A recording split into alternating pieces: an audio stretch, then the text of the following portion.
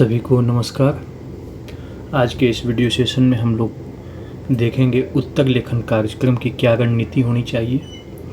आप जानते हैं कि 71वीं मेंस आगामी कुछ महीनों में आयोजित होने वाला है, तो एक सटीक उत्तर कैसा होता है हम ये परखने की कोशिश करेंगे, समझने की कोशिश करेंगे।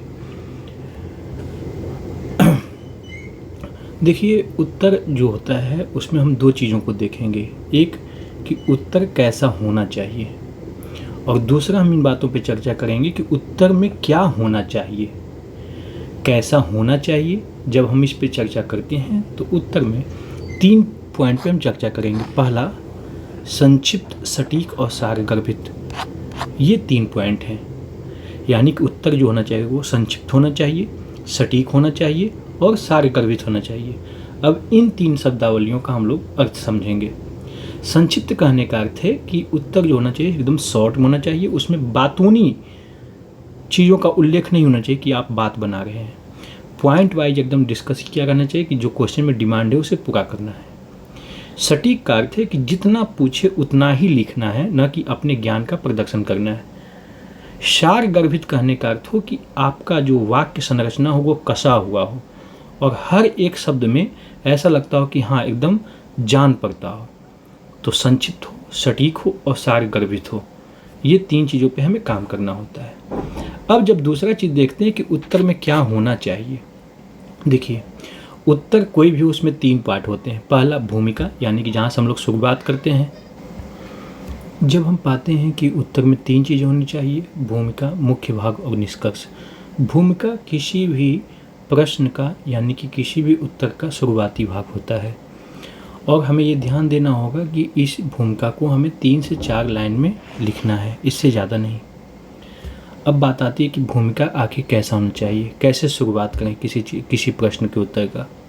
देखिए, अगर कोई इतिहास की चीज़ें हैं, इतिहास का प्रश्न है, तो आप उसमें घटनाओं का वर्णन कर सकते हैं कि कोई फलां युद्ध फलाना इसमें घटित हुआ जिसके परिणाम इस तरह हुए या इनके बीच लड़ा गया था। लेकिन जब बात GS2 की पेपर की आती है तब कैसा होना चाहिए, तो आप उसमें उद्देश्य का वर्णन कर सकते हैं। ठीक है, जैसे नीति आयोग पे क्वेश्चन आ जाए तो आप लिख सकते हैं कि नीति आयोग का उद्देश्य है ना, सहकारी संघवाद को, प्रतिस्पर्धी संघवाद को बढ़ाना है, जो कि सरकार के एक थिंक टैंक के रूप में कार्य करता है।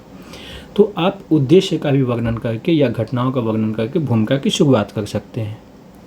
तो एक जटिलता यहाँ समाप्त हो जाती है। अब आती है बात मुख्य भाग की। तो मुख्य भाग में हमें 2 चीज़ों पर ध्यान देना है। अगर प्रश्न सकारात्मक प्रवृत्ति का है, जितना पूछा गया उतना जवाब दे देंगे, लेकिन कई बार प्रश्न में आलोचनात्मक मूल्यांकन करने को दिया रहता है या प्रभावों के बारे में पूछा हुआ रहता है। तो जब वो ऐसी चीज़ें आ जाए तो हमें पॉजिटिव और निगेटिव दोनों पॉइंट को वर्णन करना है। पॉजिटिव में हमें जो उसके सकारात्मक प्रभाव है, ठीक है, इसका उल्लेख करना है, और निगेटिव में आलोचना या समीक्षा का हमें वर्णन करना है। निष्कर्ष 4 से 5 लाइन में होना चाहिए। और निष्कर्ष कैसा होना चाहिए? निष्कर्ष जो होता है वो किसी प्रश्न का लास्ट पॉइंट होता है और निष्कर्ष में ये झलकता है कि आप क्या कहना चाह रहे हैं, यानी कि एक अभ्यर्थी की सोच कैसी है, यह झलकता है निष्कर्ष से। तो निष्कर्ष में हमेशा कैसा होना चाहिए? भविष्योन्मुखी, यानी कि भविष्य की एक राह दिखे उसमें। जैसे बाय द वे समझिए कि अगर कोई युद्ध पे क्वेश्चन आ गया कि ब्रिटिश काल में इतने इतने युद्ध हुए, तो फिर उन युद्ध का अगला क्या परिणाम हुआ, है ना। जैसे वर्साई की संधि का अगला परिणाम सेकेंड विश्व युद्ध हो गया, तो हमें उन सब चीज़ों का उल्लेख कर देना है। या भाई जितने भी पर्यावरणीय पैक्ट या फ्री ट्रेड पैक्ट चल रहे हैं तो उसका क्या भविष्य में प्रभाव पड़ेगा, उसकी चर्चा कर देंगे। तो वो हमारा पॉइंट हो जाएगा, उससे समझ में आता है कि हाँ अभ्यर्थी ने भी निष्कर्ष में अपना कुछ मंतव्य रखा है। दूसरा कि अगर वैसा कोई क्वेश्चन है तो उसमें आप योजना, मिशन या उसके प्रभावों का उल्लेख करते हुए निष्कर्ष को समाप्त कर सकते हैं 4 से 5 लाइन में। अब बात आती है समय प्रबंधन की। अभ्यर्थी प्रैक्टिस करते समय यह ध्यान दें कि शॉर्ट आंसर, यानी कि जो 2 पेज में लिखना होता है, उसे हम 7 मिनट में पूरा कर दें और इसके अनुसार ही वो 38 नंबर वाले प्रश्नों को भी देख सकते हैं। अब बात आती है भाषा की। भाषा अखबारी नहीं होना चाहिए, अखबार की तरह न दिखे। तत्समी युक्त हो भाषा, लेकिन तत्सम की अधिकता ना हो, यानी कि बैलेंस मेंटेन रहे। भाषा प्रवाहमयी हो, यानी कि फ्लो हो भाषा में, रुक रुक के या ऐसा ना हो कि उत्तर कटा हुआ प्रतीत लगे, अधूरा प्रतीत हो। और जब आप पैरा चेंज कर रहे हो तो पैरा जिस पे समाप्त हो रहा है और अगला पैरा जहाँ से शुरू हो रहा है उन दोनों में कुछ न कुछ जुड़ाव हो, ताकि ये पता लग सके कि अभ्यर्थी कहना क्या चाह रहा है। अब बात आती है लेखन शैली यानी कि स्टाइल की। हमेशा प्रश्न के उत्तर को पॉइंट वाइज लिखने का प्रयास करें, पैरा अवॉइड ही करें जहाँ तक संभव हो, क्योंकि पैरा में लिखेंगे तो वाक्य संरचना, वाक्य बनाने में समय लग जाता है, तो कहीं ना कहीं अंत में समय कम पड़ जाएगा। तो पॉइंट वाइज उत्तर लिखें।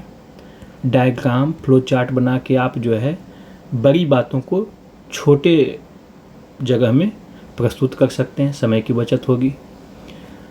GS2 में इकोनॉमी हो, साइंस हो या पॉलिटी के सवाल हो तो उसमें डेटा का समावेशन पक्का करें। जैसे हो सकता है राजनीतिक अपराधीकरण पे क्वेश्चन आ जाए तो उस पर आप ADR का डेटा डाल सकते हैं, ठीक है, इलेक्शन वॉच का डेटा डाल सकते हैं। तो आंकड़ों का समावेशन पक्का करें, उससे ये पता लगता है कि हाँ, एक तो अभ्यर्थी करेंट अफेयर्स का ज्ञान रखता है और दूसरा कि अन्य कॉपी से आपकी कॉपी एग्जामिनर को भिन्न लगेगी। वाक्य संरचना में शुद्धता का ख्याल रखें कि हाँ, जिसके बारे में बोल रहे हैं वहाँ पे पुल्लिंग, स्त्रीलिंग, इन सब चीज़ों का ख्याल रखें। और महत्वपूर्ण शब्दावली को अंडरलाइन करें, क्योंकि हो सकता है कभी जल्दबाजी में ऊपर से भी जो है महत्वपूर्ण शब्द हाईलाइट है तो यह पता लग जाता है कि हाँ, अभ्यर्थी ने क्या लिखा है, ठीक है। तो इससे आपका आंसर चमकता हुआ प्रतीत होगा। इतनी चीज़ों पे आप प्रैक्टिस करेंगे लगातार 3 महीने तो यह सुनिश्चित हो जाएगा कि आप जो है टॉपर्स के लायक आपकी कॉपी बन जाएगी और सिलेक्शन सुनिश्चित हो सकेगा, है ना, सिलेक्शन के करीब आप हो सकेंगे। तो एक आदर्श उत्तर कैसा होना चाहिए, उनमें इन सब चीज़ों का समावेशन होना चाहिए और लगातार आप इन चीज़ों को समावेशित करने हेतु टेस्ट देते रहें, लिखते रहें, निखारते रहें और पिछली गलतियों को दोहराने की कोशिश न करें। पिछली गलतियों से सीखते हुए नेक्स्ट टेस्ट में उसे अप्लाई करें और अंत में सब भला हो जाएगा। अंत भला तो सब भला। धन्यवाद।